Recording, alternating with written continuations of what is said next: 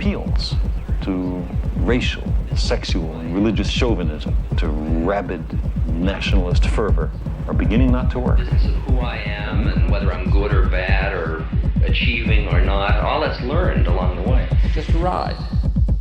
And we can change it anytime we want.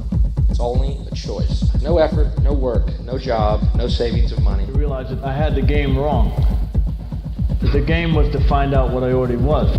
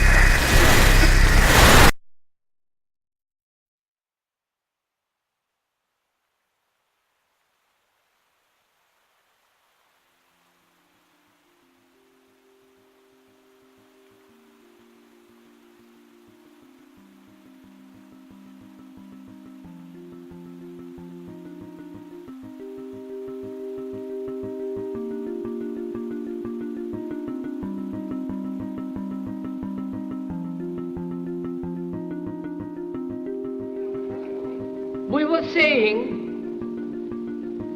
how very important it is to bring about in the human mind the radical revolution. The crisis is a crisis in consciousness, a crisis that cannot anymore accept the old norms, the old patterns, the ancient traditions.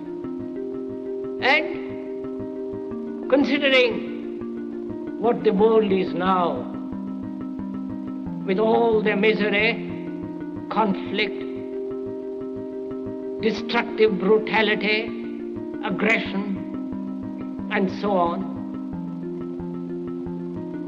man is still as he was. He's still brutal, violent, aggressive, acquisitive, competitive, and he has built a society along these lines.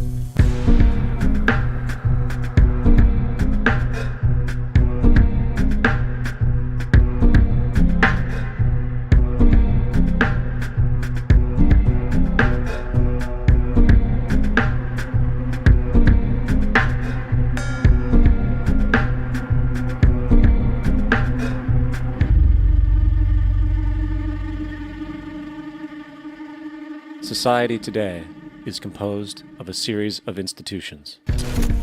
From political institutions, legal institutions, religious institutions, to institutions of social class, familial values, and occupational specialization. It is obvious the profound influence these traditionalized structures have in shaping our understandings and perspectives.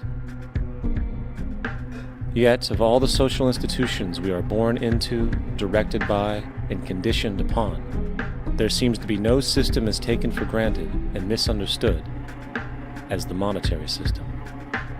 Taking on nearly religious proportions, the established monetary institution exists as one of the most unquestioned forms of faith there is.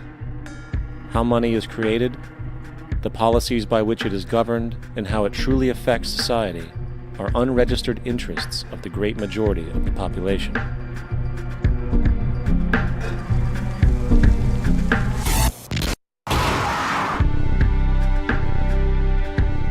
In a world where 1% of the population owns 40% of the planet's wealth, in a world where 34,000 children die every single day from poverty and preventable diseases, and where 50% of the world's population lives on less than $2 a day, one thing is clear: something is very wrong.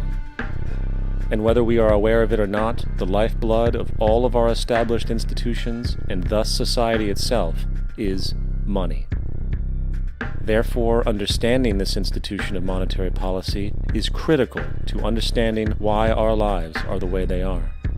Unfortunately, economics is often viewed with confusion and boredom. Endless streams of financial jargon, coupled with intimidating mathematics, quickly deters people from attempts at understanding it. However, the fact is, the complexity associated with the financial system is a mere mask, designed to conceal one of the most socially paralyzing structures humanity has ever endured.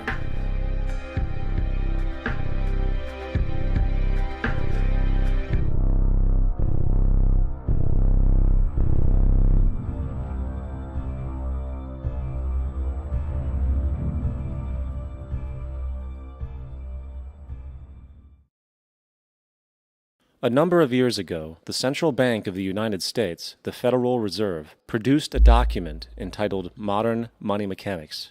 This publication detailed the institutionalized practice of money creation as utilized by the Federal Reserve and the web of global commercial banks it supports. On the opening page, the document states its objective. The purpose of this booklet is to describe the basic process of money creation in a fractional reserve banking system. It then proceeds to describe this fractional reserve process through various banking terminology, a translation of which goes something like this. The United States government decides it needs some money, so it calls up the Federal Reserve and requests, say, $10 billion. The Fed replies, saying, sure, we'll buy $10 billion in government bonds from you. So the government takes some pieces of paper, paints some official-looking designs on them, and calls them treasury bonds. Then it puts a value on these bonds to the sum of $10 billion and sends them over to the Fed. In turn, the people at the Fed draw up a bunch of impressive pieces of paper themselves, only this time calling them Federal Reserve notes, also designating a value of $10 billion to the set. The Fed then takes these notes and trades them for the bonds. Once this exchange is complete, the government then takes the $10 billion in Federal Reserve notes and deposits it into a bank account. And upon this deposit, the paper notes officially become legal tender money, adding $10 billion to the U.S. money supply. And there it is. $10 billion in new money has been created. Of course, this example is a generalization, for, in reality, this transaction would occur electronically, with no paper used at all. In fact, only 3% of the U.S. money supply exists in physical currency. The other 97% essentially exists in computers alone. Now, government bonds are, by design, instruments of debt, and when the Fed purchases these bonds, with money it essentially created out of thin air, the government is actually promising to pay back that money to the Fed. In other words, the money was created out of debt. This mind-numbing paradox of how money or value can be created out of debt or a liability will become more clear as we further this exercise. So, the exchange has been made and now $10 billion sits in a commercial bank account. Here's where it gets really interesting. For as based on the fractional reserve practice, that $10 billion deposit instantly becomes part of the bank's reserves, just as all deposits do. And regarding reserve requirements, as stated in Modern Money Mechanics, a bank must maintain legally required reserves equal to a prescribed percentage of its deposits. It then quantifies this by stating, under current regulations, the reserve requirement against most transaction accounts is 10%. This means that with a $10 billion deposit, 10%, or $1 billion, is held as the required reserve, while the other $9 billion is considered an excessive reserve and can be used as the basis for new loans. Now, it is logical to assume that this $9 billion is literally coming out of the existing $10 billion deposit. However, this is actually not the case. What really happens is that the $9 billion is simply created out of thin air on top of the existing $10 billion deposit. This is how the money supply is expanded. As stated in modern money mechanics, of course they, the banks, do not really pay out loans from the money they receive as deposits.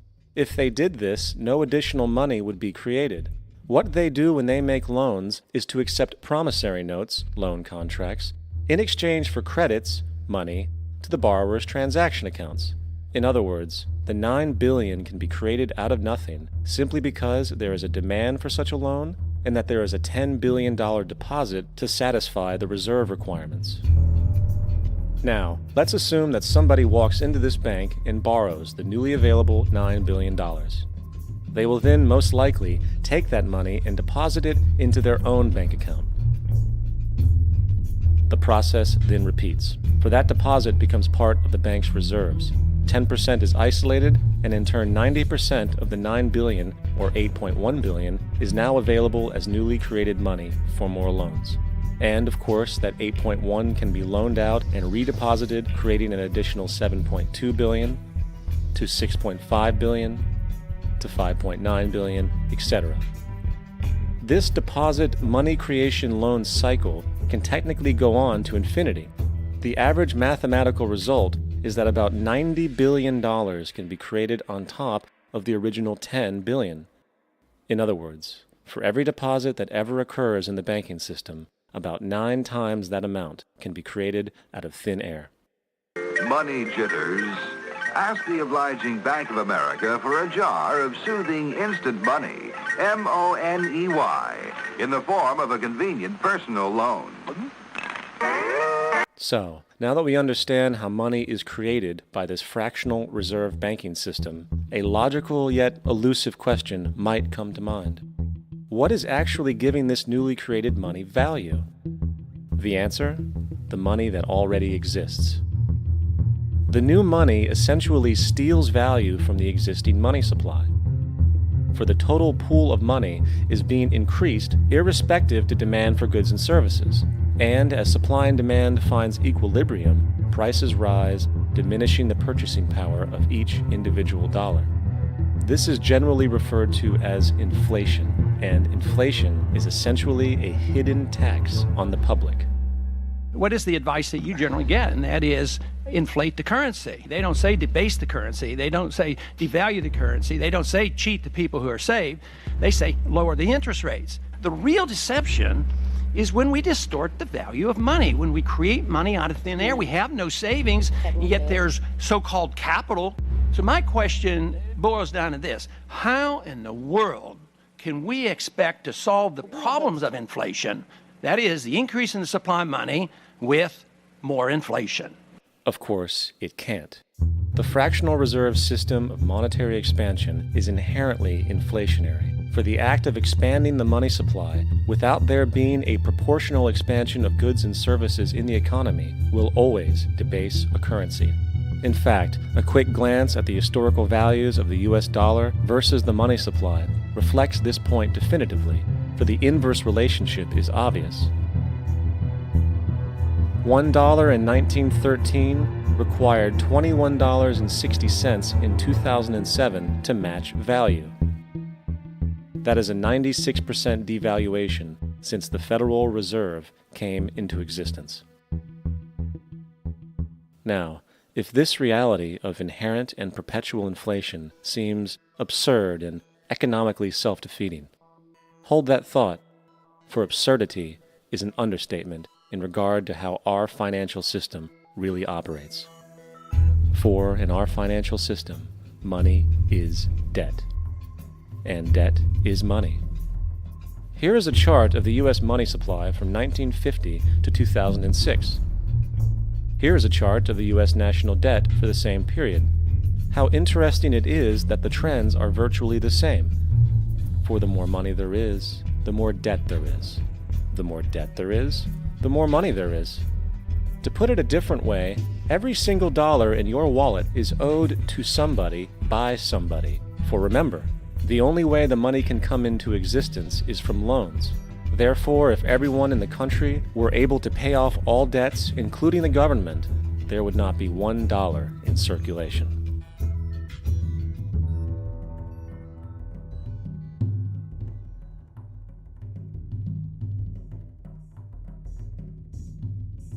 In fact, the last time in American history the national debt was completely paid off was in 1835 after President Andrew Jackson shut down the central bank that preceded the Federal Reserve.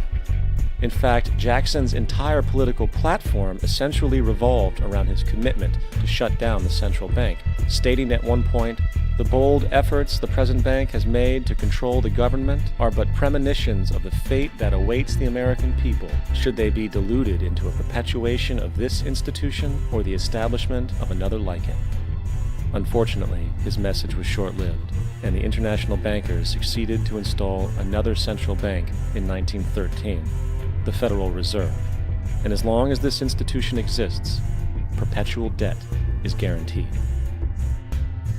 Now, so far we have discussed the reality that money is created out of debt, through loans.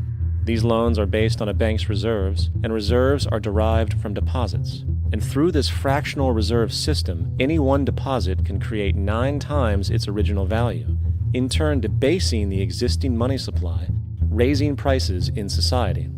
And since all this money is created out of debt and circulated randomly through commerce, people become detached from their original debt, and a disequilibrium exists where people are forced to compete for labor in order to pull enough money out of the money supply to cover their costs of living. As dysfunctional and backwards as all of this might seem, there is still one thing we have omitted from this equation. And it is this element of the structure which reveals the truly fraudulent nature of the system itself: the application of interest. When the government borrows money from the Fed, or when a person borrows money from a bank, it almost always has to be paid back with accrued interest. In other words, almost every single dollar that exists must be eventually returned to a bank with interest paid as well. But if all money is borrowed from the central bank and is expanded by commercial banks through loans, only what would be referred to as the principal is being created in the money supply. So then, where is the money to cover all of the interest that is charged? Nowhere. It doesn't exist. The ramifications of this are staggering, for the amount of money owed back to the banks will always exceed the amount of money that is available in circulation. This is why inflation is a constant in the economy, for new money is always needed to help cover the perpetual deficit built into the system, caused by the need to pay the interest. What this also means is that mathematically, defaults and bankruptcy are literally built into the system, and there will always be poor pockets of society that get the short end of the stick. An analogy would be a game of musical chairs, for once the music stops, somebody is left out to dry.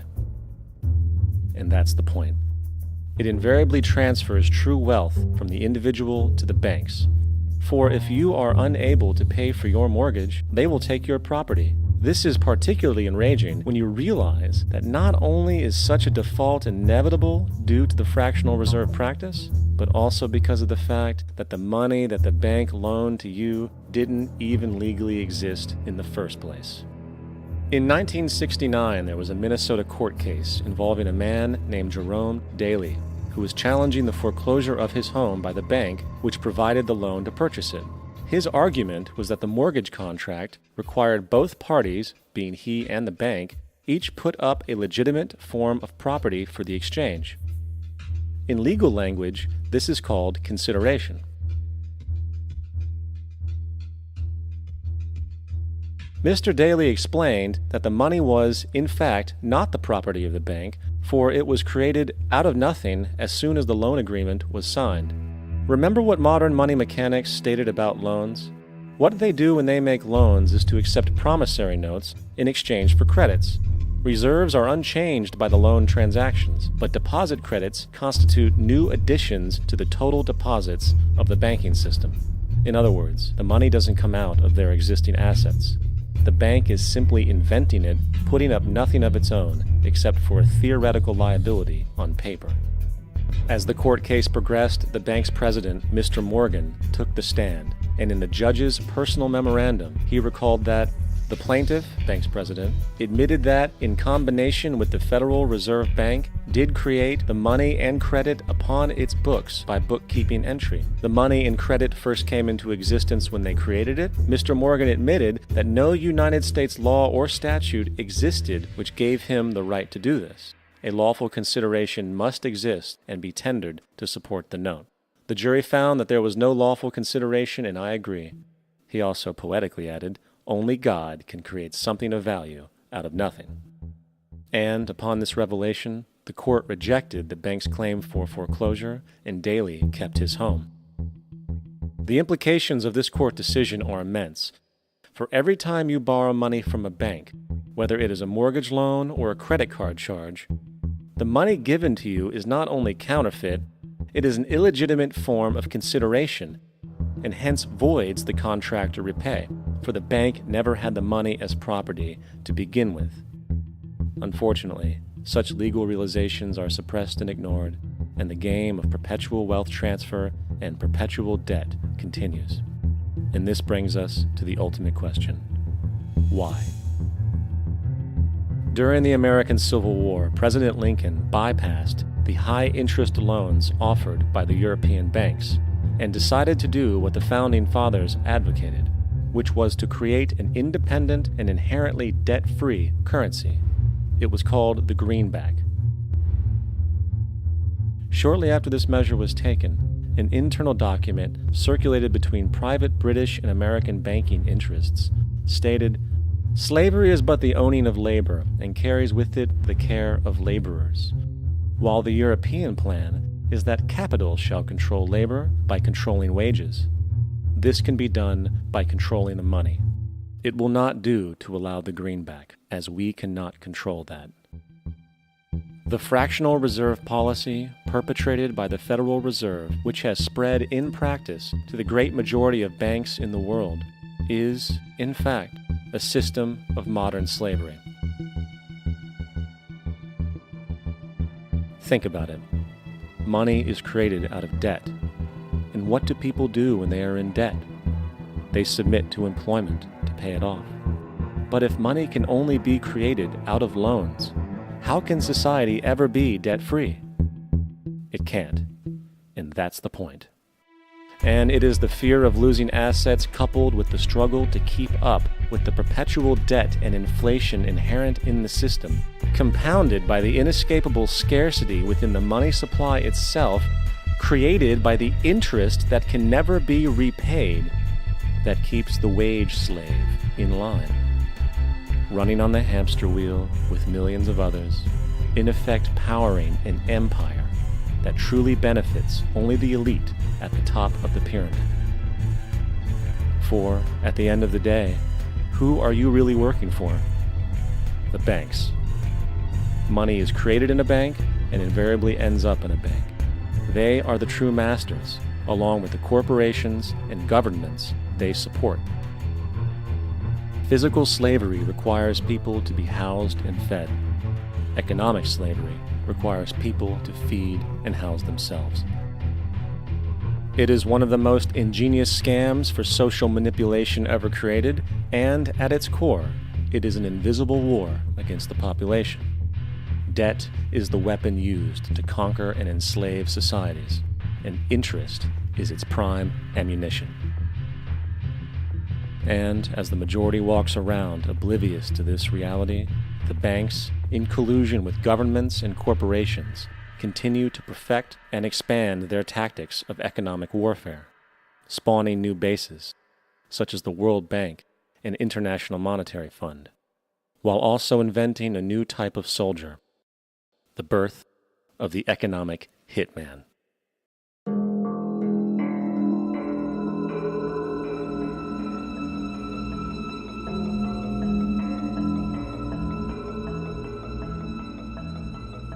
We economic hitmen really have been the ones responsible for creating this first truly global empire.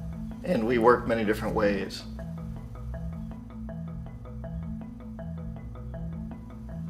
but perhaps the most common is that we will identify a country that has resources our corporations covet, like oil, and then arrange a huge loan to that country from the World Bank or one of its sister organizations. But the money never actually goes to the country. Instead, it goes to our big corporations to build infrastructure projects in that country, power plants, industrial parks, ports, things that benefit a few rich people in that country, in addition to our corporations, but really don't help the majority of the people at all. However, those people, the whole country is left holding a huge debt. It's such a big debt they can't repay it, and that's part of the plan. They can't repay it. And so at some point, we economic hitmen go back to them and say, listen, you owe us a lot of money, can't pay your debts, so sell your oil real cheap to our oil companies. Allow us to build a military base in your country, or send troops in support of ours to someplace in the world like Iraq, or vote with us on the next UN vote. To have their electric utility company privatized and their water and sewage system privatized and sold to U.S. corporations or other multinational corporations. So there was that whole mushrooming thing, and it's so typical of the way the IMF and the World Bank work, that you put a country in debt, it's such a big debt it can't pay it, and then you offer to refinance that debt and pay even more interest. And you demand this quid pro quo, which you call a conditionality or good governance, which means basically that they've got to sell off their resources, including many of their social services, their utility companies, their school systems sometimes, their penal systems, their insurance systems, to foreign corporations. So it's a double, triple, quadruple whammy.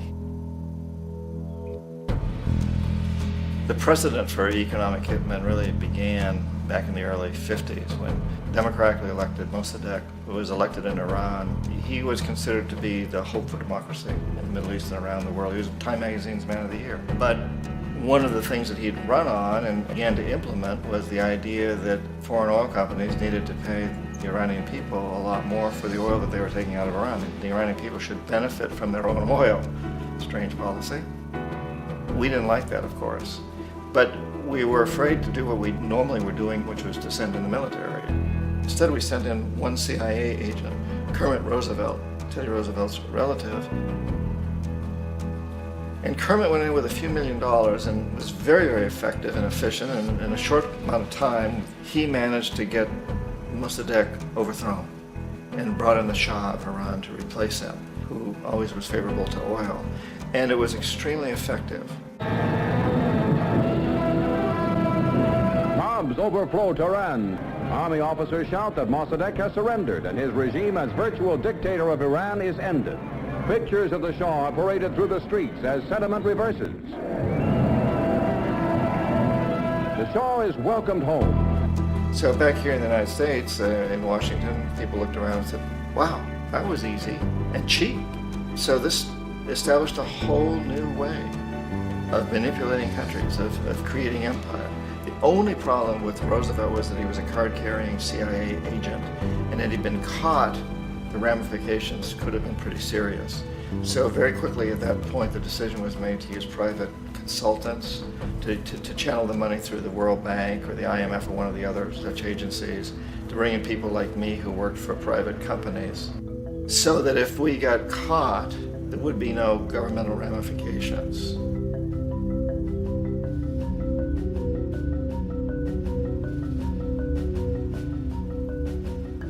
When Arbenz became president of Guatemala, the country was very much under the thumbs of United Fruit Company, the big international corporations. And Arbenz ran on this ticket that says, you know, we want to get the land back to the people. And once he took power, he was implementing policies that would do exactly that, give the land rights back to the people. United Fruit didn't like that very much. And so they hired a public relations firm, launched a huge campaign in the United States to convince the United States, the people, the citizens of the United States, and the press of the United States, and the Congress of the United States, that Arbenz was a Soviet puppet, and that if we allowed him to stay in power, the Soviets would have a foothold in this hemisphere. And that at that point in time was a huge fear on everybody's mind, the Red Terror, the Communist terror. And so, to make a long story short, out of this public relations campaign came a commitment on the part of the CIA and the military to take this man out. And in fact, we did. We sent in planes, we sent in soldiers, we sent in jackals, we sent everything in to take him out, and did take him out. And as soon as he was removed from office, the new guy that took over after him basically reinstated everything to the big international corporations, including United Fruit.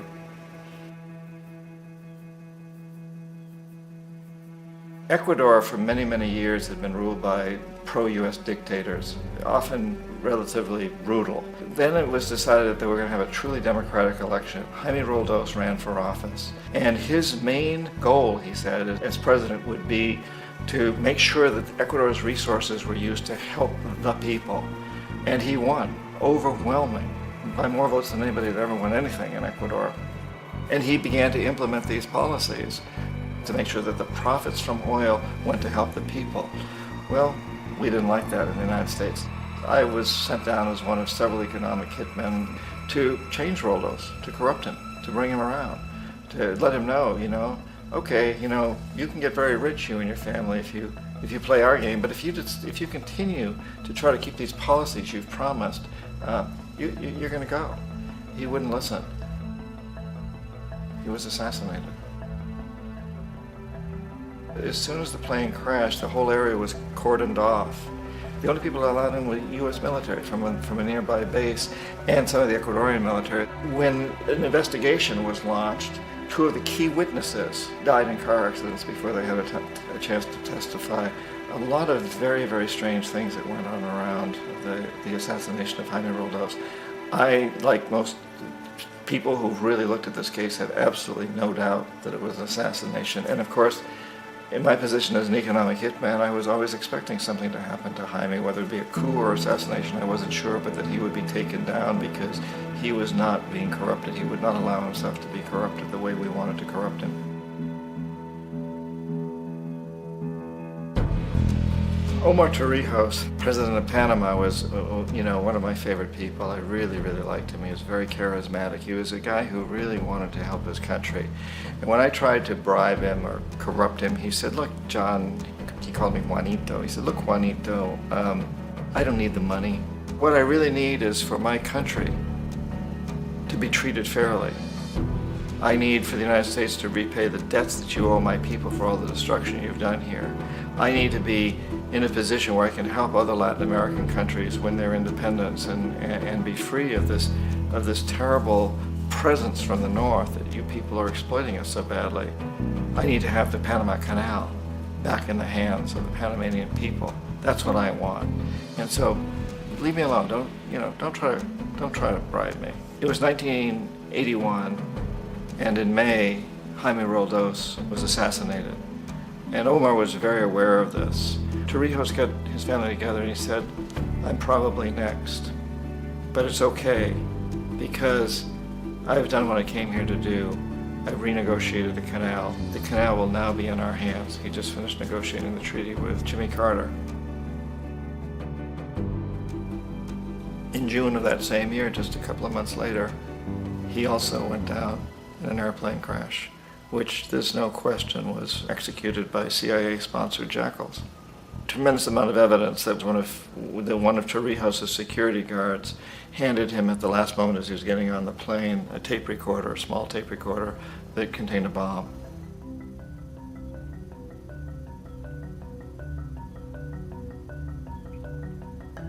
It is interesting to me how this system has continued pretty much the same way for years and years and years, except the economic hitmen have got better and better and better.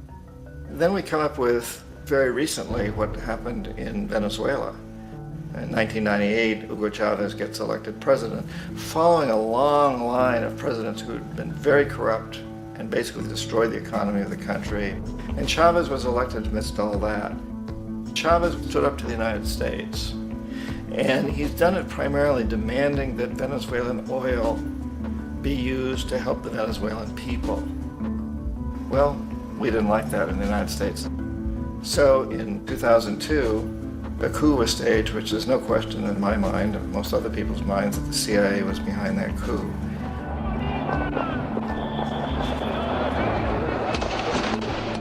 The way that that coup was fomented was very reflective of what Kermit Roosevelt had done in Iran, of paying people to go out into the streets to riot, to protest, to say this Chavez is very unpopular. You know, if you can get a few thousand people to do that in television, can make it look like it's the whole country, and things start to mushroom. Except in the case of Chavez, he was smart enough, and the people were so strongly behind him that they overcame it, which was a phenomenal moment in the history of Latin America.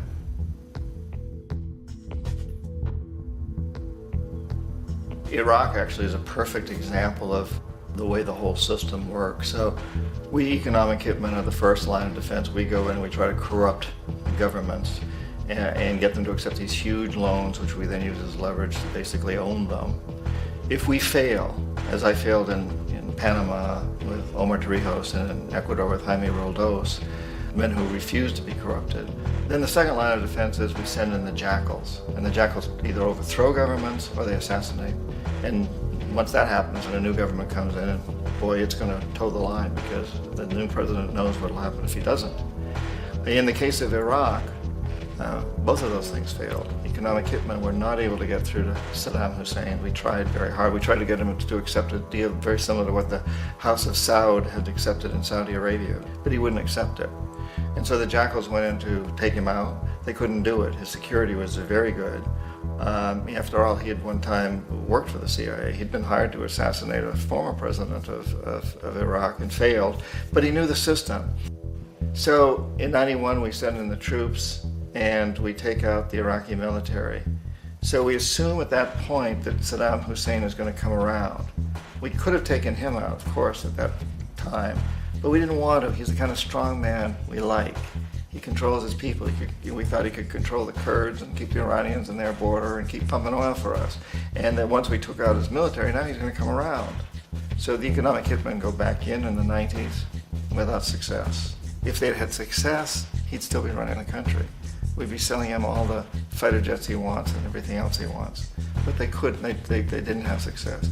The jackals couldn't take him out again, so we sent the military in once again, and this time we did the complete job and took him out, and in the process created for ourselves some very, very lucrative construction deals. We had to reconstruct a country that we'd essentially destroyed, which is a pretty good deal if you own construction companies, big ones. So, you know, Iraq shows the three stages.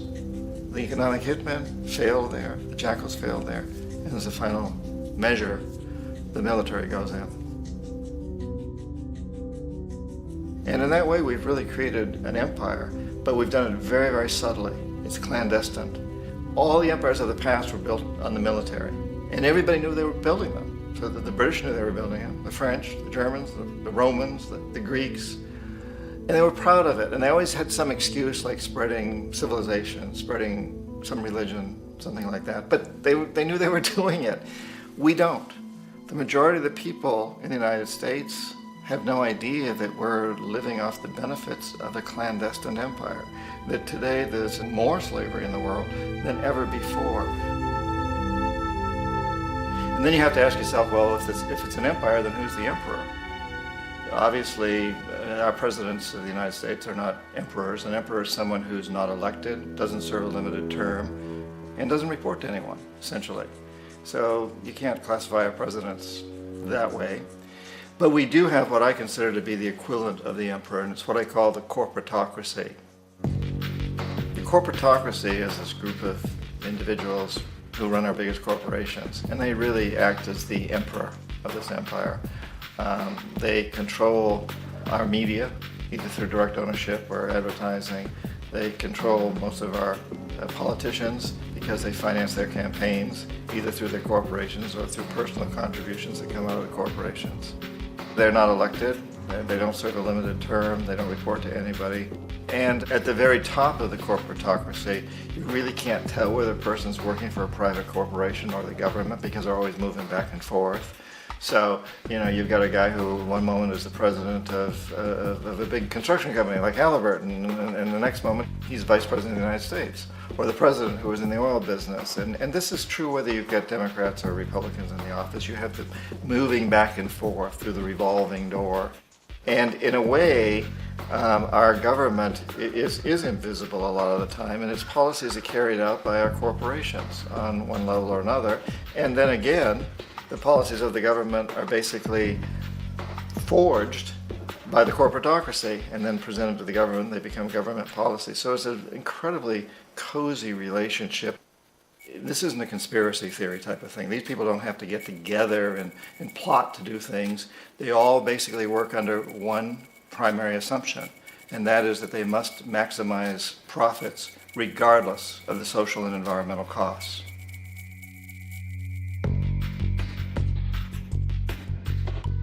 This process of manipulation by the corporatocracy through the use of debt, bribery, and political overthrow is called globalization. Just as the Federal Reserve keeps the American public in a position of indentured servitude through perpetual debt, inflation, and interest, the World Bank and IMF serve this role on a global scale. The basic scam is simple. Put a country in debt either by its own indiscretion or through corrupting the leader of that country, then impose conditionalities or structural adjustment policies, often consisting of the following. Currency devaluation. When the value of a currency drops, so does everything valued in it. This makes indigenous resources available to predator countries at a fraction of their worth. Large funding cuts for social programs. These usually include education and healthcare, compromising the well-being and integrity of the society, leaving the public vulnerable to exploitation. Privatization of state-owned enterprises. This means that socially important systems can be purchased and regulated by foreign corporations for profit. For example, in 1999, the World Bank insisted that the Bolivian government sell the public water system of its third largest city to a subsidy of the U.S. corporation Bechtel. As soon as this occurred, water bills for the already impoverished local residents skyrocketed. It wasn't until after a full-blown revolt by the people that the Bechtel contract was nullified. Then there is trade liberalization, or the opening up of the economy through removing any restrictions on foreign trade. This allows for a number of abusive economic manifestations, such as transnational corporations bringing in their own mass-produced products, undercutting the indigenous production and ruining local economies. An example is Jamaica, which, after accepting loans and conditionalities from the World Bank, lost its largest cash crop markets due to competition with Western imports. Today, countless farmers are out of work, for they are unable to compete with the large corporations. Another variation is the creation of numerous seemingly unnoticed, unregulated, inhumane sweatshop factories, which take advantage of the imposed economic hardship. Additionally, due to production deregulation, environmental destruction is perpetual, as a country's resources are often exploited by the indifferent corporations while outputting large amounts of deliberate pollution. The largest environmental lawsuit in the history of the world today is being brought on behalf of 30,000 Ecuadorian Amazonian people against Texaco, which is now owned by Chevron. So today it's against Chevron, but for activities conducted by Texaco. Estimated to be more than 18 times what the Exxon Valdez dumped into the coast of Alaska. In the case of Ecuador, it wasn't an accident. The oil companies did it intentionally. They knew they were doing it to save money out there rather than arranging for a proper disposal. Furthermore, a cursory glance at the performance record of the World Bank reveals that the institution, which publicly claims to help poor countries develop and alleviate poverty, has done nothing but increase poverty and the wealth gap, while corporate profits soar. In 1960, the income gap between the fifth of the world's people in the richest countries versus the fifth in the poorest countries was 30 to 1. By 1998, it was 74 to 1. While global GNP rose 40% between 1970 and 1985, those in poverty actually increased by 17%. While from 1985 to 2000, those living on less than $1 a day increased by 18%. Even the Joint Economic Committee of the U.S. Congress admitted that there is a mere 40% success rate of all World Bank projects. In the late 1960s, the World Bank intervened in Ecuador with large loans. During the next 30 years, poverty grew from 50% to 70%. Under or unemployment grew from 15 to 70%. Public debt increased from 240 million to 16 billion, while the share of resources allocated to the poor went from 20% to 6%. In fact, by the year 2000, 50% of Ecuador's national budget had to be allocated for paying its debts. It is important to understand the World Bank is, in fact, a U.S. bank, supporting U.S. interests. For the United States holds veto power over decisions, as it is the largest provider of capital. And where did it get this money? You guessed it. It made it out of thin air through the fractional reserve banking system. Of the world's top 100 economies, as based on annual GDP, 51 are corporations, and 47 of that 51 are U.S.-based. Walmart, General Motors, and Exxon are more economically powerful than Saudi Arabia, Poland, Norway, South Africa, Finland, Indonesia, and many others.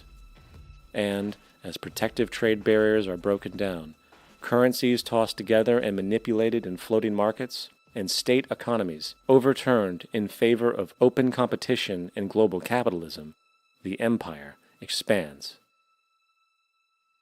You get up on your little 21-inch screen and howl about America and democracy.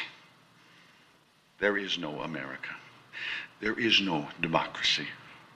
There is only IBM and ITT and AT&T and DuPont, Dow, Union Carbide, and Exxon. Those are the nations of the world today. What do you think the Russians talk about in their councils of state? Karl Marx? They get out their linear programming charts, statistical decision theories, Minimax solutions, and compute the price-cost probabilities of their transactions and investments, just like we do. We no longer live in a world of nations and ideologies, Mr. Beale. The world is a college of corporations, inexorably determined by the immutable bylaws of business. The world is a business, Mr. Beale.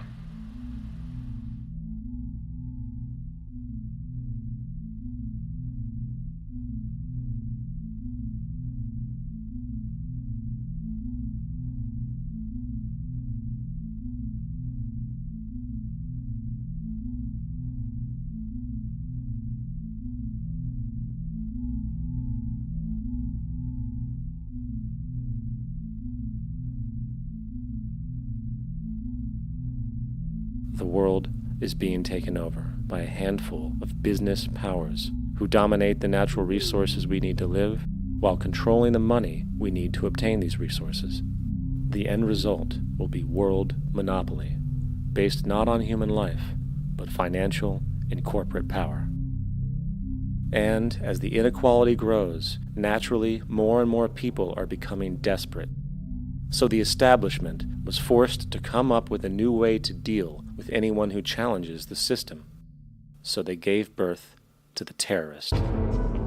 The term terrorist is an empty distinction, designed for any person or group who chooses to challenge the establishment. This isn't to be confused with the fictional Al-Qaeda, which was actually the name of a computer database for the US-supported Mujahideen in the 1980s.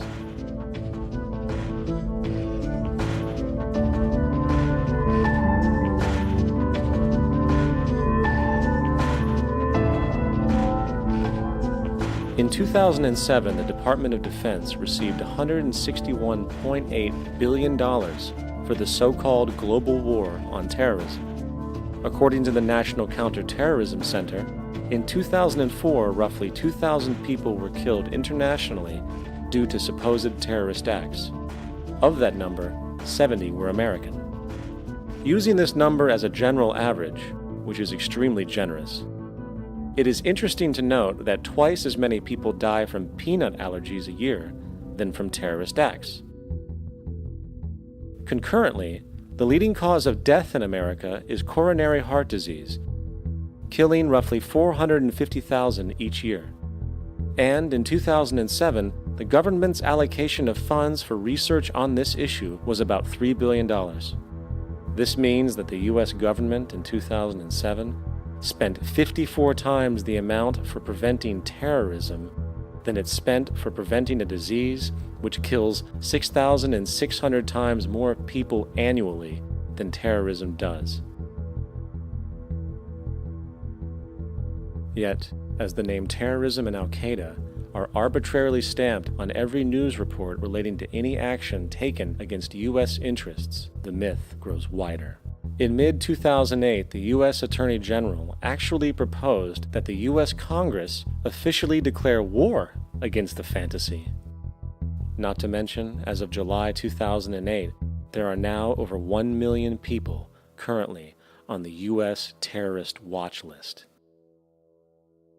These so-called counterterrorism measures, of course, have nothing to do with social protection, and everything to do with preserving the establishment amongst the growing anti-American sentiment both domestically and internationally, which is legitimately founded on the greed-based corporate empire expansion that is exploiting the world.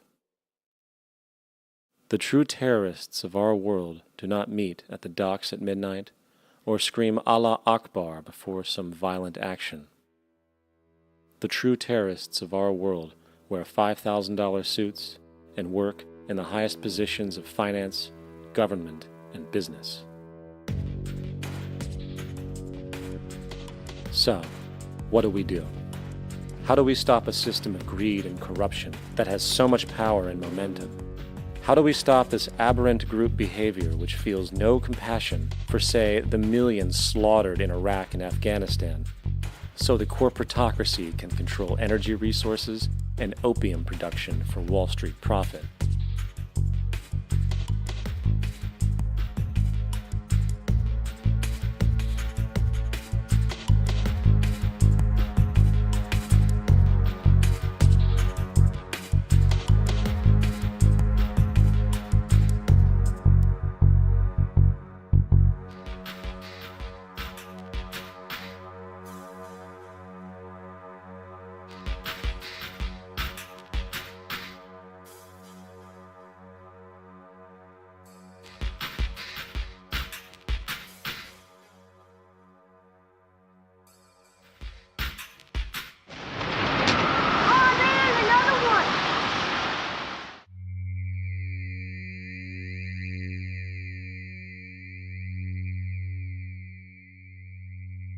How do we stop a system of greed and corruption that condemns poor populations to sweatshop slavery for the benefit of Madison Avenue?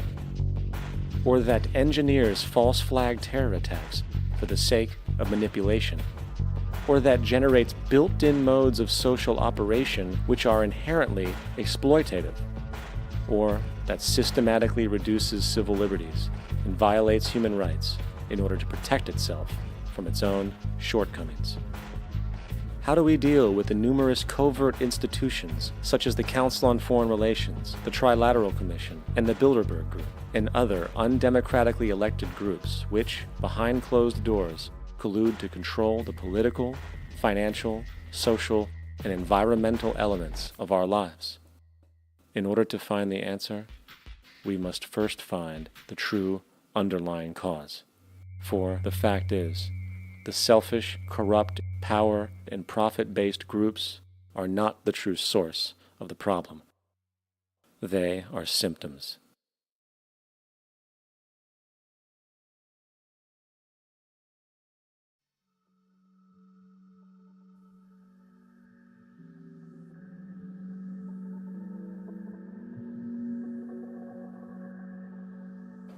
My name is Jock Fresco. I'm an industrial designer and a social engineer. I'm very much interested in society and developing a system that might be sustainable for all people. First of all, the word corruption is a monetary invention. That aberrant behavior that's disruptive to the well-being of people, Well, you're dealing with human behavior. And human behavior appears to be environmentally determined, meaning if you were raised by the Seminole Indians as a baby, never saw anything else, you'd hold that value system. And this goes for nations, it goes for individuals, for families. They try to indoctrinate their children to their particular faith and their country and make them feel like they're part of that. And they build a society which they call established. They establish a workable point of view and tend to perpetuate that, whereas all societies are really emergent, not established. And so they fight new ideas that would interfere with the establishment. Governments try to perpetuate that which keeps them in power. People are not elected to political office to change things. They're put there to keep things the way they are.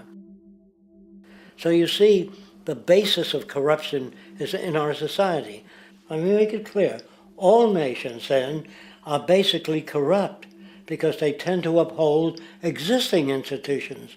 I don't mean to uphold or downgrade all nations, but communism, socialism, fascism, the free enterprise system, and all other subcultures are the same. They are all basically corrupt. The most fundamental characteristic of our social institutions is the necessity for self-preservation. Whether dealing with a corporation, a religion, or a government, the foremost interest is to preserve the institution itself.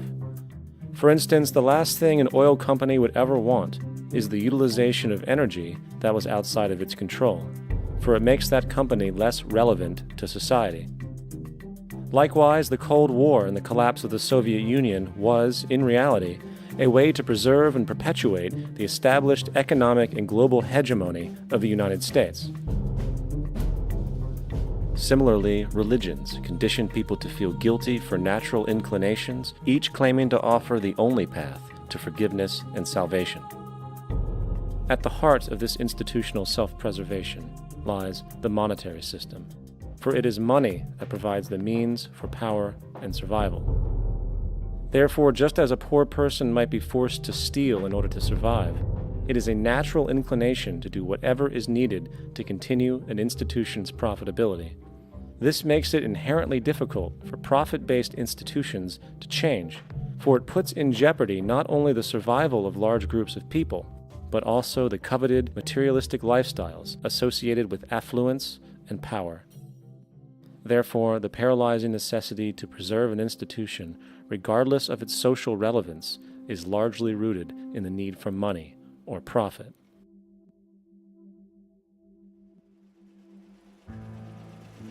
What's in it for me is why people think. And so if a man makes money selling a certain product, naturally he's going to fight the existence of another product that may threaten his institution. Therefore, people cannot be fair, and people do not trust each other. A guy will come over to you and say, I got just the house you're looking for. He's a salesman. When a doctor says, I think your kidney has to come out, I don't know if he's trying to pay off a yacht or whether my kidney has to come out. It's hard in a monetary system to trust people. If you came into my store and I said, this lamp that I've got is pretty good, but the lamp next door is much better, I wouldn't be in business very long. It wouldn't work. If I were ethical, it wouldn't work. So when you say industry cares for people, that's not true. They can't afford to be ethical. So your system is not designed to serve the well-being of people. If you still don't understand that, there would be no outsourcing of jobs if they cared about people. Industry does not care. They only hire people because it hasn't been automated yet. So don't talk about decency and ethics. We cannot afford it and remain in business. It is important to point out that regardless of the social system, whether fascist, socialist, capitalist, or communist, the underlying mechanism is still money, labor, and competition. Communist China is no less capitalistic than the United States. The only difference is the degree by which the state intervenes in enterprise. The reality is that monetaryism, so to speak, is the true mechanism that guides the interests of all the countries on the planet. The most aggressive and hence dominant variation of this monetaryism is the free enterprise system. The fundamental perspective, as put forth by early free market economists like Adam Smith, is that self-interest in competition leads to social prosperity, as the act of competition creates incentive, which motivates people to persevere. However, what isn't talked about is how a competition-based economy invariably leads to strategic corruption, power and wealth consolidation, social stratification, technological paralysis, labor abuse, and ultimately, a covert form of government dictatorship by the rich elite. The word corruption is often defined as moral perversion. If a company dumps toxic waste into the ocean to save money, most people recognize this as corrupt behavior. On a more subtle level, when Walmart moves into a small town and forces small businesses to shut down for they are unable to compete, a gray area emerges. For what exactly is Walmart doing wrong? Why should they care about mom-and-pop organizations they destroy?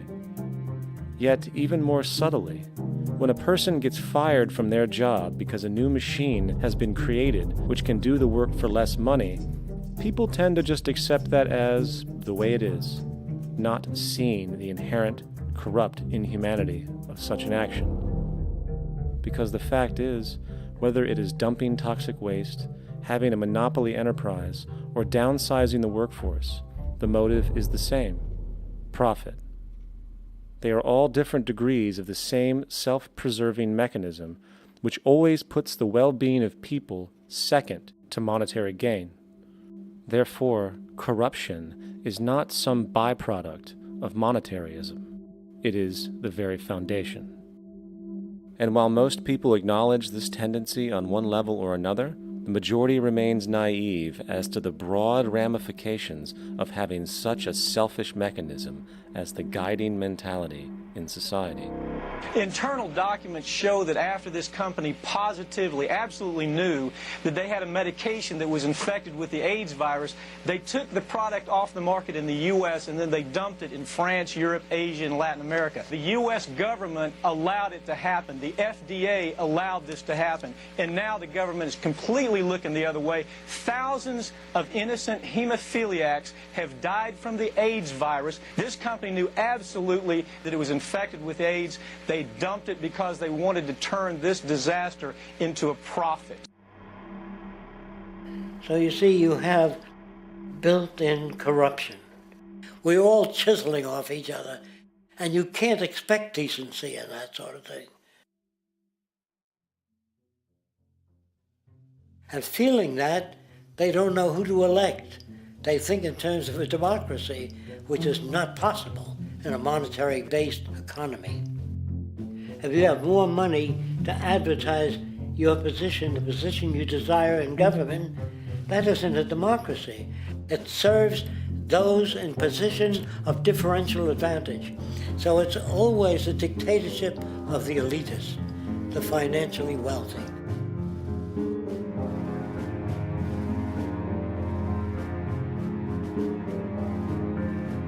It is an interesting observation to note how seemingly unknown personalities magically appear on the scene as presidential candidates.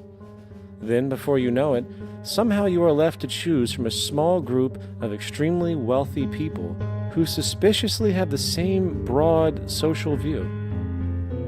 Obviously, it's a joke.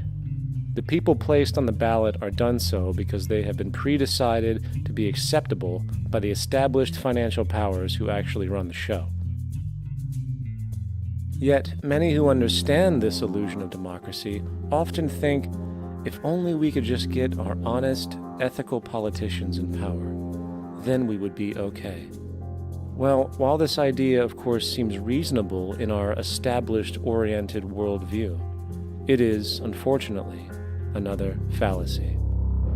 For when it really comes down to what is actually important, the institution of politics, and thus politicians themselves, have absolutely no true relevance as to what makes our world and society function.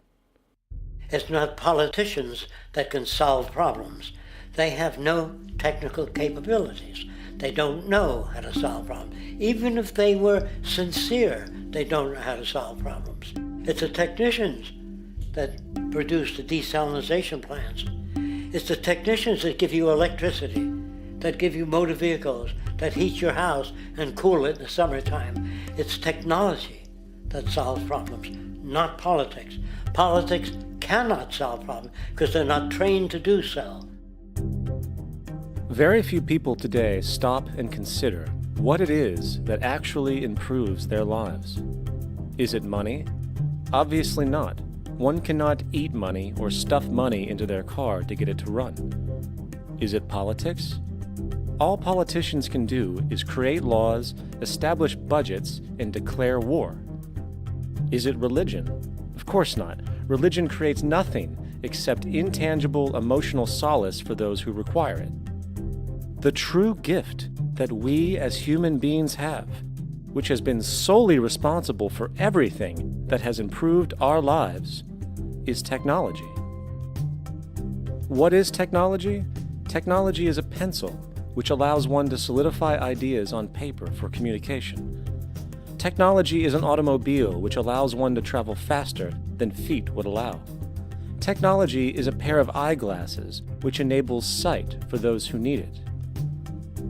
Applied technology itself is merely an extension of human attributes, which reduces human effort, freeing humans from a particular chore or problem. Imagine what your life would be like today without a telephone, or an oven, or a computer, or an airplane. Everything in your home, which you take for granted, from a doorbell, to a table, to a dishwasher, is technology generated from the creative, scientific ingenuity of human technicians, not money, politics, or religion. These are false institutions. And writing your congressman is fantastic. They tell you to write your congressman if you want something done. The men in Washington should be at the forefront of technology, the forefront of human studies, the forefront of crime, all the factors that shape human behavior. You don't have to write your congressman. What kind of people are they that are appointed to do that job? The future will have great difficulty. And the question that's raised by politicians is, how much will a project cost? The question is not, how much will it cost? Do we have the resources? And we have the resources today to house everyone, build hospitals all over the world, build schools all over the world, the finest equipment and labs for teaching and doing medical research. So you see, we have all that, but we're in a monetary system. And in a monetary system, there's profit. And what is the fundamental mechanism that drives the profit system besides self-interest? What is it exactly that maintains that competitive edge at its core? Is it high efficiency and sustainability? No, that isn't part of their design. Nothing produced in our profit-based society is even remotely sustainable or efficient. If it was, there wouldn't be a multi-million-dollar-a-year service industry for automobiles, nor would the average lifespan for most electronics be less than 3 months before they're obsolete. Is it abundance? Absolutely not. Abundance, as based on the laws of supply and demand, is actually a negative thing. If a diamond company finds 10 times the usual amount of diamonds during their mining, it means the supply of diamonds has increased, which means the cost and profit per diamond drops. The fact is, efficiency, sustainability, and abundance are enemies of profit. To put it into a word, it is the mechanism of scarcity that increases profits. What is scarcity? Based on keeping products valuable. Slowing up production on oil raises the price. Maintaining scarcity of diamonds keeps the price high.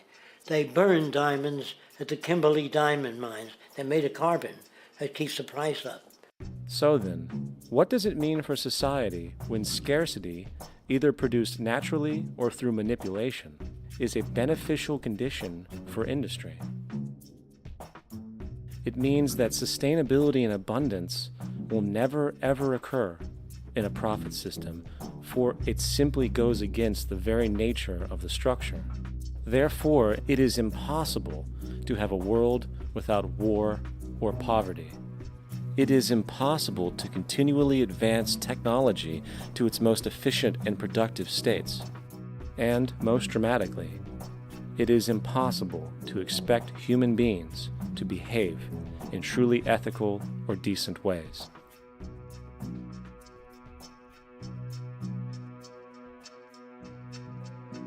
People use the word instinct because they can't account for the behavior. They sit back and they evaluate with their lack of knowledge, and they say things like, humans are built a certain way, greed is a natural thing, as though they've worked for years on it, and it's no more natural than wearing clothing. What we want to do is to eliminate the causes of the problems, eliminate the processes that produce greed and bigotry and prejudice and people taking advantage of one another and elitism, eliminating the need for prisons and welfare. We have always had these problems because we have always lived within scarcity and barter and monetary systems that produce scarcity. If you eradicate the conditions that generate what you call socially offensive behavior, it does not exist. The guy said, well, isn't that inborn? No, it's not. There is no human nature. There's human behavior, and that's always been changed throughout history. You're not born with bigotry and greed and corruption and hatred. You pick that up within the society. War, poverty, corruption, hunger, misery, human suffering will not change in a monetary system. That is, there'll be very little significant change. It's going to take the redesign of our culture, our values, and it has to be related to the carrying capacity of the earth, not some human opinion or some politician's notions of the way the world ought to be, or some religious notions of the conduct of human affairs. And that's what the Venus Project is about. The society that we're about to talk about is a society that is free of all the old superstitions, incarceration, prisons, police, cruelty, and law. All laws will disappear, and the professions will disappear that are no longer valid, such as stockbrokers, bankers, advertising, gone forever, because it's no longer relevant. When we understand that it is technology devised by human ingenuity which frees humanity and increases our quality of life, we then realize that the most important focus we can have is on the intelligent management of the Earth's resources. For it is from these natural resources we gain the materials to continue our path of prosperity. Understanding this, we then see that money fundamentally exists as a barrier to these resources, for virtually everything has a financial cost. And why do we need money to obtain these resources? Because of real or assumed scarcity. We don't usually pay for air and tap water because it is in such high abundance, selling it would be pointless. So then, logically speaking, if resources and technologies applicable to creating everything in our societies, such as houses, cities, and transportation, were in high enough abundance, there would be no reason to sell anything. Likewise, if automation and machinery was so technologically advanced as to relieve human beings of labor, there would be no reason to have a job. And with these social aspects taken care of, there would be no reason to have money at all. So the ultimate question remains: do we on Earth have enough resources and technological understanding to create a society of such abundance that everything we have now could be available without a price tag and without the need for submission through employment? Yes, we do. We have the resources and technology to enable this at a minimum, along with the ability to raise the standard of living so high that people in the future will look back at our civilization now and gawk at how primitive and immature our society was. What the Venus Project proposes is an entirely different system that's updated to present-day knowledge. We've never given scientists the problem of how do you design a society which would eliminate boring and monotonous jobs, that would eliminate accidents in transportation, that would enable people to have a high standard of living, that would eliminate poisons in our food, that would give us other sources of energy that are clean and efficient. We can do that out there.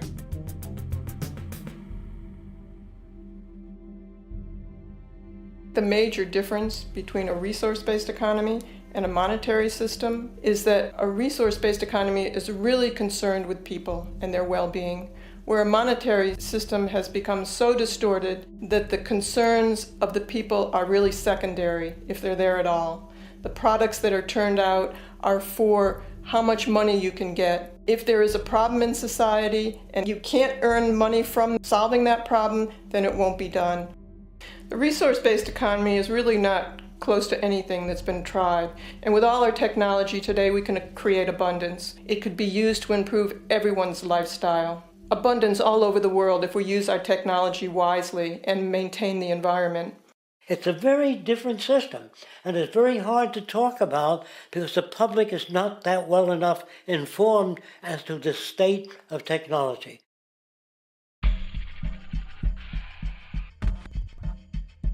At present, we don't have to burn fossil fuels. We don't have to use anything that would contaminate the environment. There are many sources of energy available.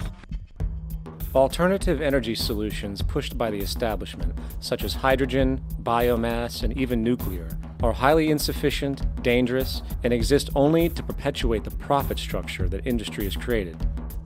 When we look beyond the propaganda and self-serving solutions put forth by the energy companies, we find a seemingly endless stream of clean, abundant, and renewable energy for generating power. Solar and wind energy are well known to the public, but the true potential of these mediums remains unexpressed.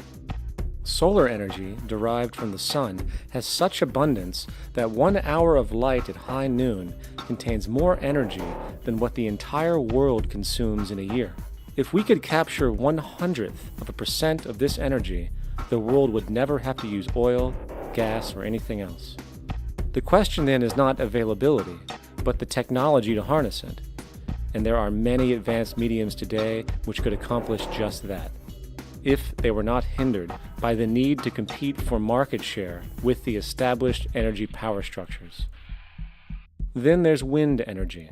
Wind energy has long been denounced as weak, and due to being location-driven, impractical. This is simply not true.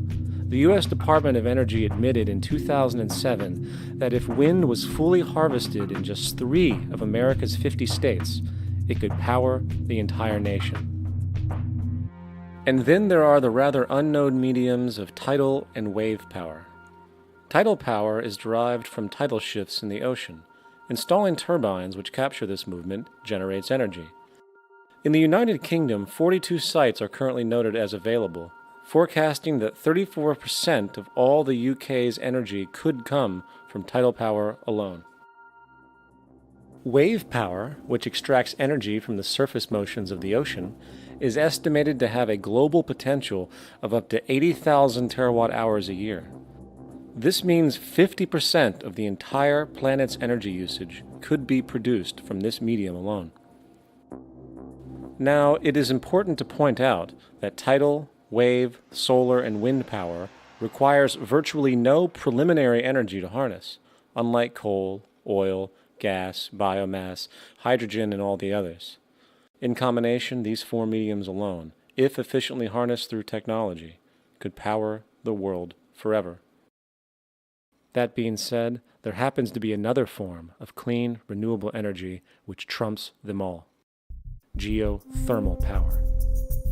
Geothermal energy utilizes what is called heat mining, which, through a simple process using water, is able to generate massive amounts of clean energy. In 2006, an MIT report on geothermal energy found that 13,000 zettajoules of power are currently available in the Earth, with the possibility of 2,000 zettajoules being easily tappable with improved technology. The total energy consumption of all the countries on the planet is about half of a zettajoule a year. This means about 4,000 years of planetary power could be harnessed in this medium alone.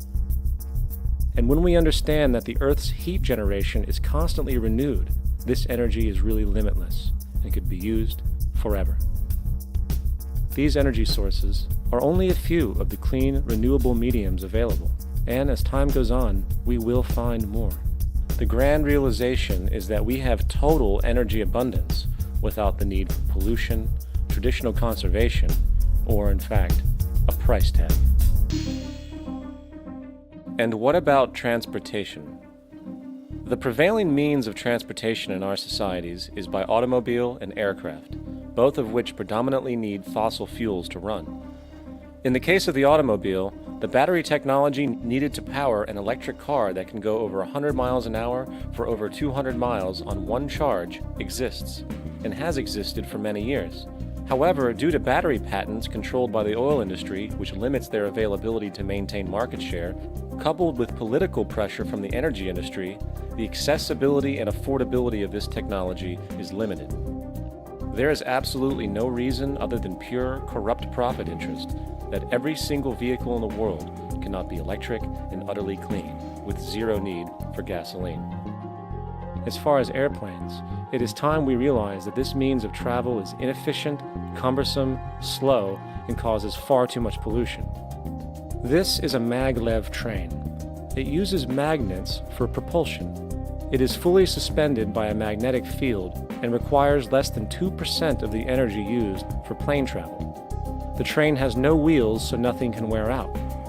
The current maximum speed of versions of this technology, as used in Japan, is 361 miles per hour. However, this version of the technology is very dated. An organization called ET3, which has connections with the Venus Project, has established a tube-based maglev that can travel up to 4,000 miles per hour in a motionless, frictionless tube, which can go over land or underwater. Imagine going from LA to New York for an extended lunch break, or from Washington, D.C. to Beijing, China in 2 hours. This is the future of continental and intercontinental travel, fast, clean, with only a fraction of the energy usage we use today for the same means. In fact, between maglev technology, advanced battery storage, and geothermal energy, there would be no reason to ever burn fossil fuels again. And we can do this now if we were not held back by the paralyzing profit structure. Now, America is inclined toward fascism. It has a propensity by its dominant philosophy and religion to uphold the fascist point of view. American industry is essentially a fascist institution. If you don't understand that, the minute you punch that time clock, you walk into a dictatorship. We're given notions about the respectability of work, and I really look at it as being paid slavery. They're brought up to believe that you shall earn your living by the sweat of your brow. That holds people back. Freeing people from drudgery, repetitive jobs which make them ignorant. You rob them. In our society, that is a resource-based economy, machines free people. You see, we can't imagine that because we've never known that kind of world. If we look back at history, we see a very clear pattern of machine automation slowly replacing human labor. From the disappearance of the elevator man to the near full automation of an automobile production plant, the fact is, as technology grows, the need for humans in the workforce will continually be diminished. This creates a serious clash, which proves the falseness of the monetary-based labor system.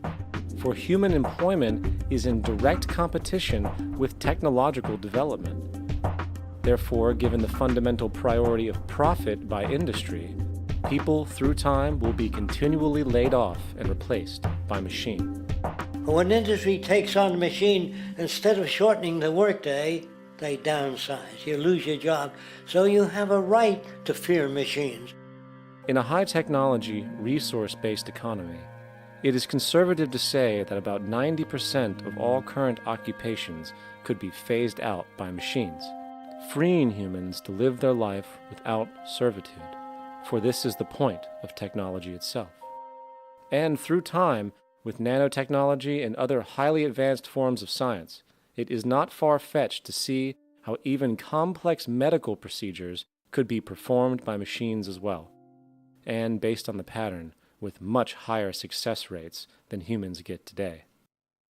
The path is clear, but our monetary-based structure, which requires labor for income, blocks this progress, for humans need jobs in order to survive. The bottom line is that this system must go, or we will never be free, and technology will be constantly paralyzed. We have machines that clean out sewers. It frees a human being from doing that. So look at machines as extensions of human performance. Furthermore, many occupations today will have simply no basis to exist in a resource-based economy, such as anything associated with the management of money, advertising, along with the legal system itself. For without money, a great majority of the crimes that are committed today would never occur.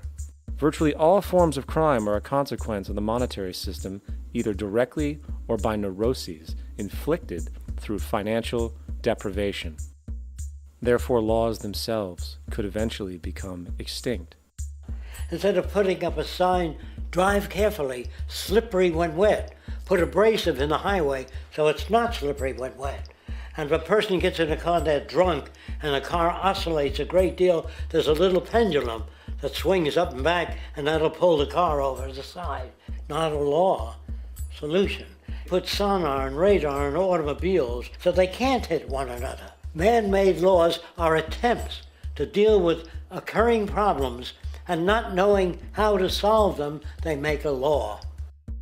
In the United States, the most privatized, capitalist country on the planet, it should come as no surprise that it also has the largest prison population in the world, growing every year. Statistically, most of these people are uneducated and come from poor, deprived societies. And, contrary to propaganda, it is this environmental conditioning which lures them into criminal and violent behavior. However, society looks the other way in regard to this point. The legal and prison systems are just more examples of how our society avoids examining the root causes of behavior. Billions are spent each year on prisons and police, while only a fraction is spent on programs for poverty, which is one of the most fundamental variables responsible for crime to begin with. And as long as we have an economic system which prefers and in fact creates scarcity and deprivation, crime will never go away.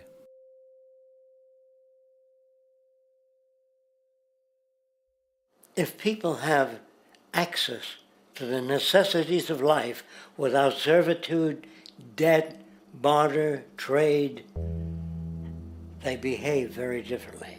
You want all these things available without a price tag. Now then, you gotta have a price tag. Well, what'll motivate people? Man gets everything he wants, he just lay around in the sun. This is the myth they perpetuate. People in our culture are trained to believe that the monetary system produces incentive. If they have access to things, why should they want to do anything? They will lose their incentive. That's what you're taught to support the monetary system. When you take money out of the scenario, there would be different incentives, very different incentives. When people have access to the necessities of life, their incentives change. What about the moon and the stars? New incentives arise. If you make a painting that you enjoy, you will enjoy giving it to other people, not selling it.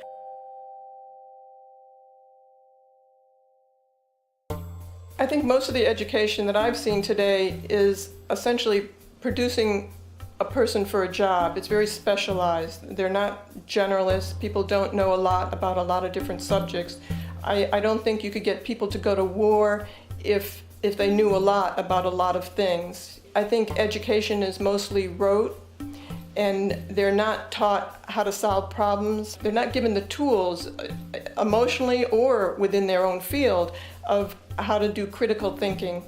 A resource-based economy, the education would be very different. Our society's major concern is mental development and to motivate each person to their highest potential. Because our philosophy is the smarter people are, the richer the world, because everybody becomes a contributor. The smarter your kids are, the better my life will be, because they'll be contributing more constructively to the environment and to my life, because everything that we devise within a resource-based economy would be applied to society. There would be nothing to hold it back. Patriotism, weapons, armies, navies, all that is a sign that we're not civilized yet. Kids will ask their parents, didn't you see the necessity of the machines? Dad, couldn't you see that war was inevitable when you produce scarcity? Isn't it obvious? Of course the kid will understand that you were pinheads, raised merely to serve the established institutions. We're such an abominable, sick society that we won't make the history book. They just say that large nations took land from smaller nations, used force and violence. You'll get history talked about as corrupt behavior all the way along until the beginning of the civilized world. That's when all the nations work together. World unification, working toward common good for all human beings, and without anyone being subservient to anyone else. Without social stratification, whether it be technical elitism or any other kind of elitism, eradicated from the face of the earth. The state does nothing because there is no state.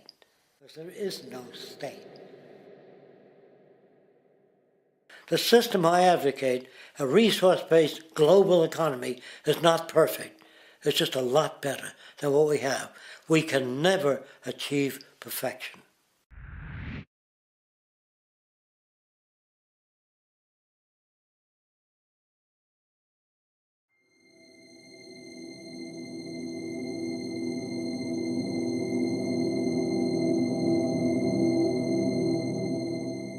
The social values of our society, which has manifested in perpetual warfare, corruption, oppressive laws, social stratification, irrelevant superstitions, environmental destruction, and a despotic, socially indifferent, profit-oriented ruling class, is fundamentally the result of a collective ignorance of two of the most basic insights humans can have about reality: the emergent and symbiotic aspects of natural law.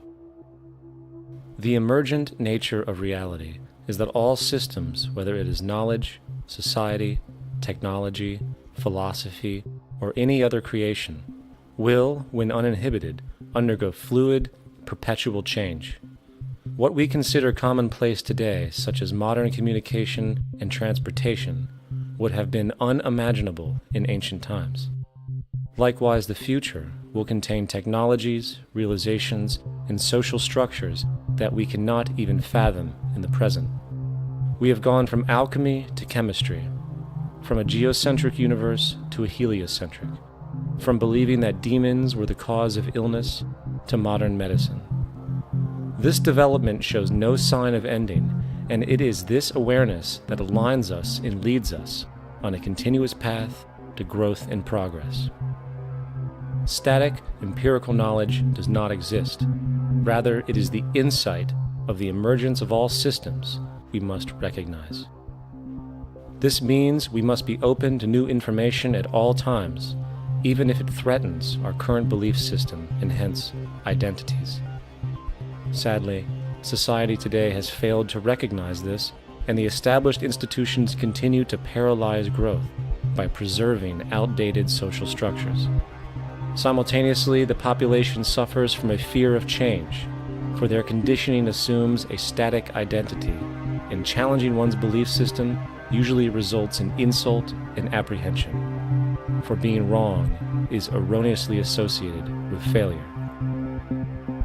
when, in fact, to be proven wrong should be celebrated, for it is elevating someone to a new level of understanding, furthering awareness. The fact is, there is no such thing as a smart human being, for it is merely a matter of time before their ideas are updated, changed, or eradicated. And this tendency to blindly hold on to a belief system, sheltering it from new, possibly transforming information, is nothing less than a form of intellectual materialism. The monetary system perpetuates this materialism not only by its self-preserving structures, but also through the countless number of people who have been conditioned into blindly and thoughtlessly upholding these structures, therefore becoming self-appointed guardians of the status quo. Sheep, which no longer need a sheepdog to control them, for they control each other by ostracizing those who step out of the norm. This tendency to resist change and uphold existing institutions for the sake of identity, comfort, power, and profit is completely unsustainable and will only produce further imbalance, fragmentation, distortion, and invariably, destruction. It's time to change. From hunters and gatherers to the agricultural revolution to the industrial revolution, the pattern is clear. It is time for a new social system which reflects the understandings we have today. The monetary system is a product of a period of time where scarcity was a reality. Now, with the age of technology, it is no longer relevant to society. Gone with the aberrant behavior it manifests. Likewise, dominant worldviews, such as theistic religion, operate with the same social irrelevancy. Islam, Christianity, Judaism, Hinduism, and all of the others exist as barriers to personal and social growth, for each group perpetuates a closed worldview, and this finite understanding that they acknowledge is simply not possible in an emergent universe. Yet, religion has succeeded in shutting down the awareness of this emergence by instilling the psychological distortion of faith upon its followers, where logic and new information is rejected in favor of traditionalized, outdated beliefs. The concept of God is really a method of accounting for the nature of things. In the early days, people didn't know enough about how things formed, how nature worked, so they invented their own little stories. And they made God in their own image. A guy that gets angry. When people don't behave right, he creates floods and earthquakes. And they say it's an act of God. A cursory glance at the suppressed history of religion reveals that even the foundational myths themselves are emergent culminations, developed through influence over time. For example, a cardinal doctrine of the Christian faith is the death and resurrection of Christ. This notion is so important that the Bible itself states, "And if Christ be not risen, then is our preaching vain, and your faith is also vain." Yet it is very difficult to take this account literally, for not only is there no primary source denoting this supernatural event in secular history, awareness of the enormous number of pre-Christian saviors who also died and were resurrected immediately puts the story in mythological territory by association. Early church figures such as Tertullian went to great lengths to break these associations, even claiming that the devil caused the similarities to occur, stating in the 2nd century, "The devil, whose business is to pervert the truth, mimics the exact circumstance of the divine sacraments. He baptizes his believers and promises forgiveness of sins. He celebrates the oblation of bread and brings in the symbol of the resurrection. Let us therefore acknowledge the craftiness of the devil, who copied certain things of those that be divine." What is truly sad, however, is that when we cease the idea that the stories from Christianity, Judaism, Islam, and all the others are literal history, and accept them for what they really are, which are purely allegorical expressions, derived from many faiths, we see that all religions share a common thread, and it is this unifying imperative that needs to be recognized and appreciated. Religious belief has caused more fragmentation and conflict than any other ideology. Christianity alone has 34,000 different subgroups. The Bible is subject to interpretation. When you read it, you say, I think Jesus meant this.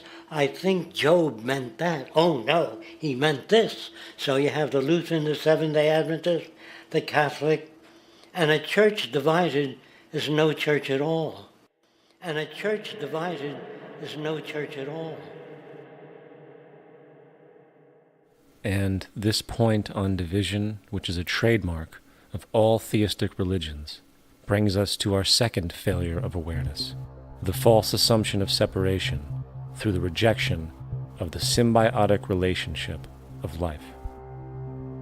Apart from the understanding that all natural systems are emergent, where all notions of reality will be constantly developed, altered, and even eradicated, we must also understand that all systems are, in fact, invented fragments, merely for the sake of conversation. For there is no such thing as independence in nature. The whole of nature is a unified system of interdependent variables, each a cause and a reaction, existing only as a concentrated whole. You don't see the plug connected to the environment, so it looks like we're free, wandering around. Take the oxygen away, we all die immediately. Take plant life away, we die. And without the sun, all the plants die. So we are connected. We really must take into account the totality. This isn't just a human experience on this planet. This is a total experience. And we know we can't survive without plants and animals. We know we can't survive without the four elements, And so when are we going to really start taking that into account? That's what it is to be successful. Success depends on how well we relate to everything around us. I'm very aware of the fact that my grandson cannot possibly hope to inherit a sustainable, peaceful, stable, socially just world unless every child today growing up in Ethiopia, in Indonesia, in Bolivia, in Palestine, in Israel also has that same expectation. You got to take care of the whole community or you're going to have serious problems. And now we have to see that the whole world is the community and we must all take care of each other that way. And it's not just a community of human beings. It's a community of plants and animals and elements. And we really need to understand that. That's what's going to bring us joy, too, and pleasure. That's what's missing in our lives right now. We can call it spirituality, but the fact of the matter is joy comes from that bliss of connectedness. That's our God spirit. That's that side of ourselves that really feels it. And you can feel it deep inside you. It's this amazing, wonderful feeling. And you know it when you get it. You don't get it from money. You get it from connection. Now, if that isn't a hazard to this country, how are we going to keep building nuclear weapons? You know what I mean? What's going to happen to the arms industry when we realize we're all one? It's going to fuck up the economy. The economy that's fake anyway. The economy that's fake anyway. The economy that's fake anyway. The economy that's fake anyway. The economy that's fake anyway. Which would be a real bummer. You can see why the government's cracking down on the idea of experiencing unconditional love.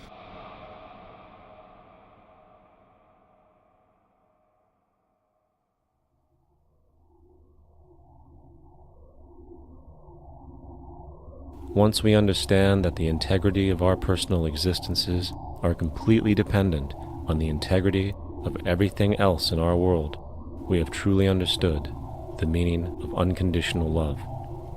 For love is extensionality, and seeing everything as you and you as everything can have no conditionalities. For, in fact, we are all everything at once. If it's true that we're all from the center of a star, every atom in each of us from the center of a star, then we're all the same thing. Even a Coke machine or a cigarette butt in the street in Buffalo is made out of atoms that came from a star. They've all been recycled thousands of times, as have you and I. And therefore, it's only me out there. So what is there to be afraid of? What is there that needs solace seeking? Nothing. There's nothing to be afraid of because it's all us.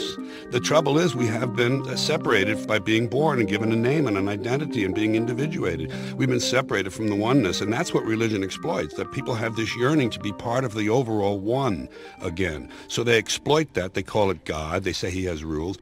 And I think it's cruel. I think you can do it absent religion.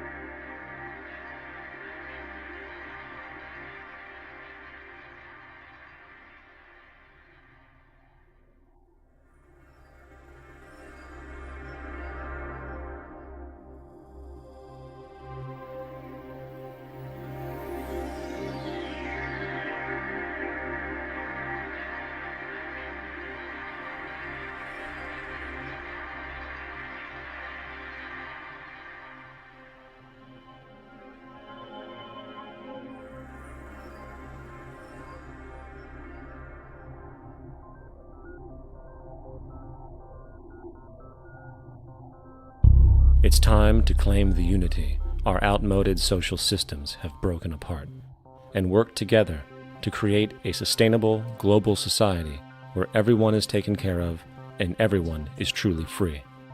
Your personal beliefs, whatever they may be, are meaningless when it comes to the necessities of life. Every human being is born naked, needing warmth, food, water, shelter. Everything else is auxiliary. Therefore, the most important issue at hand is the intelligent management of the Earth's resources. This can never be accomplished in a monetary system, for the pursuit of profit is the pursuit of self-interest, and therefore imbalance is inherent. Simultaneously, politicians are useless, for our true problems in life are technical, not political. Furthermore, ideologies that separate humanity, such as religion, need strong reflection in the community in regard to its value, purpose, and social relevancy. Hopefully, through time, religion will lose its materialism and basis in superstition and move into the useful field of philosophy. The fact is, society today is backwards, with politicians constantly talking about protection and security rather than creation, unity, and progress. The U.S. alone now spends about $500 billion annually on defense. That is enough to send every high school senior in America to a 4-year college. In the 1940s, the Manhattan Project produced the first true weapon of mass destruction. This program employed 130,000 people at an extreme financial cost.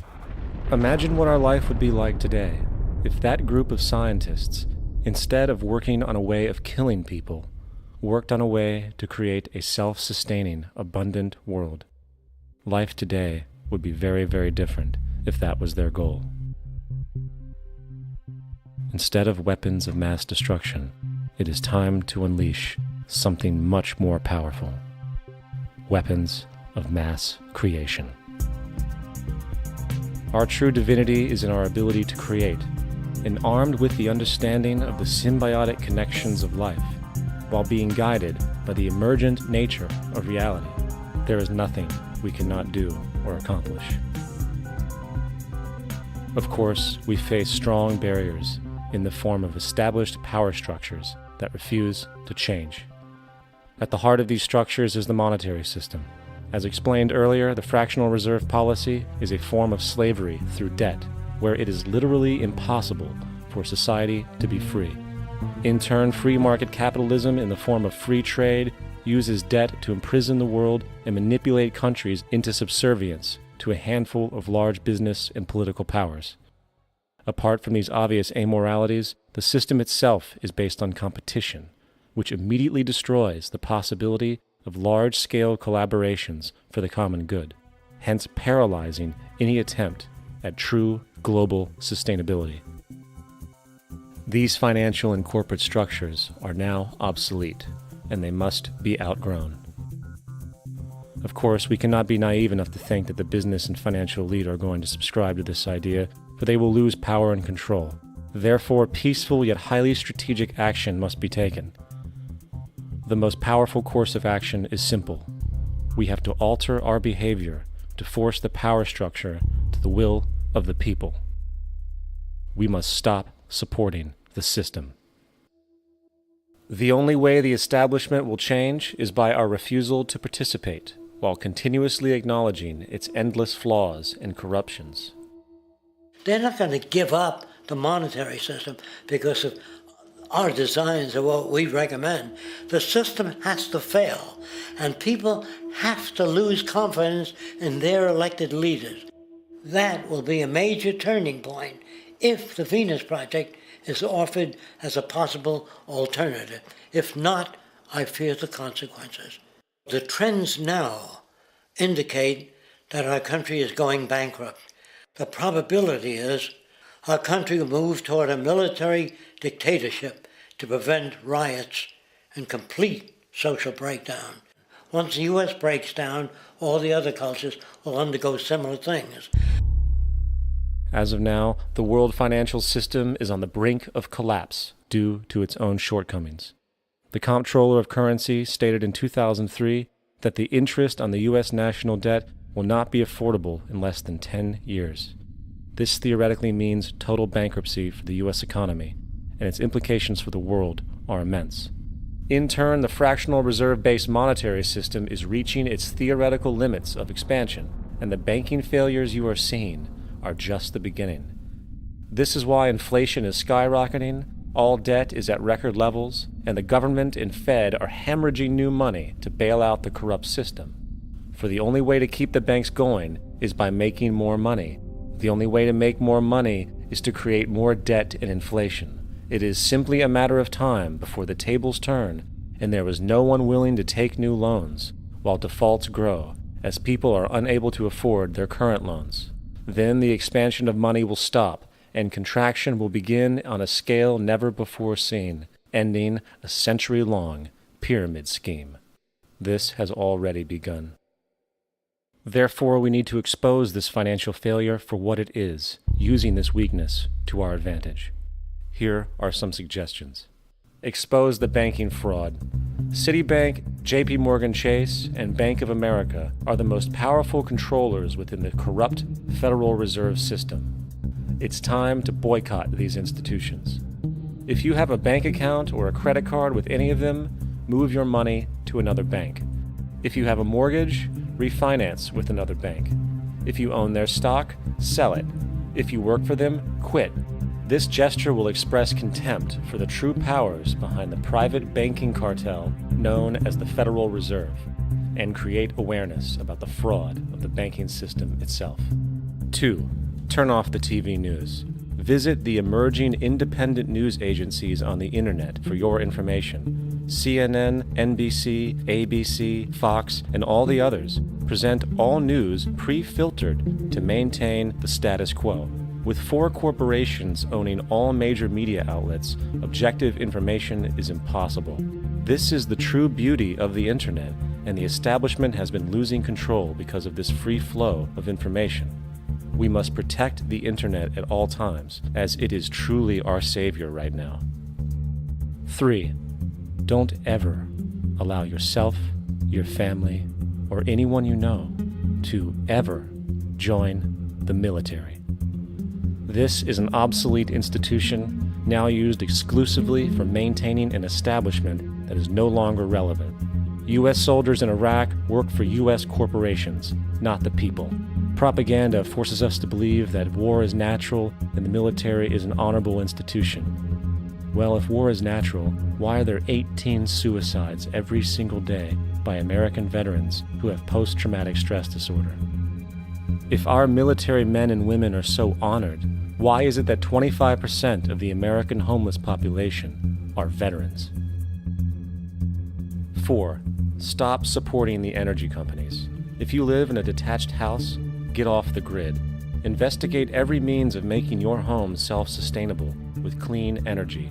Solar, wind, and other renewable energies are now affordable consumer realities, and considering the never-ending rising cost of traditional energies, it will likely be a cheaper investment over time. If you drive, get the smallest car you can, and consider using one of the many conversion technologies that can enable your car to be a hybrid, electric, or run on anything other than establishment fuels. 5. Reject the political system. The illusion of democracy is an insult to our intelligence. In a monetary system, there is no such thing as a true democracy, and there never was. We have two political parties owned by the same set of corporate lobbyists. They are placed in their positions by the corporations, with popularity artificially projected by their media. In a system of inherent corruption, the change of personnel every couple of years has very little relevance. Instead of pretending that the political game has any true meaning, focus your energy on how to transcend this failed system. And 6. Join the movement. Go to the zeitgeistmovement.com and help us create the largest mass movement for social change the world has ever seen. We must mobilize and educate everyone about the inherent corruption of our current world system, along with the only true sustainable solution, declaring all the natural resources on the planet as common heritage to all people, while informing everyone as to the true state of technology and how we can all be free if the world works together rather than fights. The choice lies with you.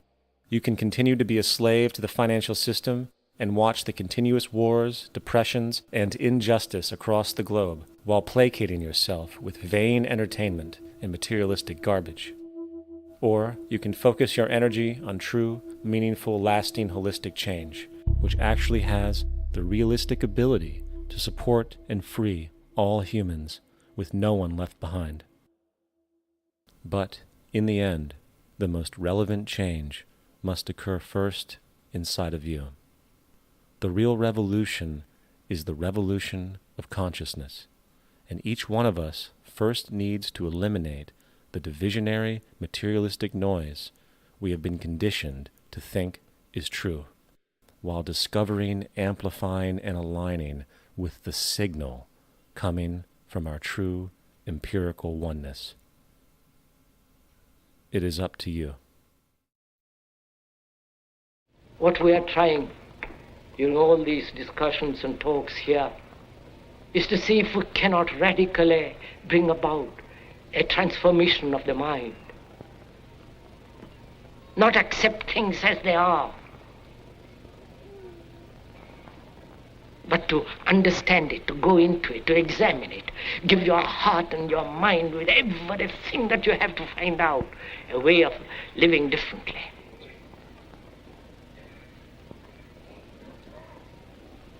But that depends on you and not somebody else. Because in this there is no teacher, no pupil, there is no leader, there is no guru, there is no master, no savior. You yourself are the teacher and the pupil, you are the master, you are the guru, you are the leader. You are everything. And to understand is to transform what is.